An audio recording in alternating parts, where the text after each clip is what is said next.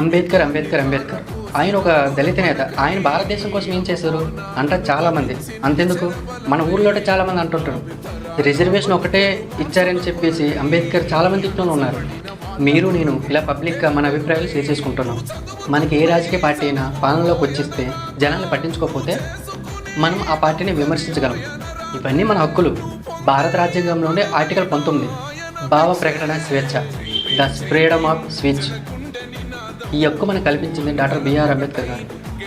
Article 32 రాజ్యాంగ పరిష్కారాల హక్కు, the right to constitution the remedies, the right to constitution remedies.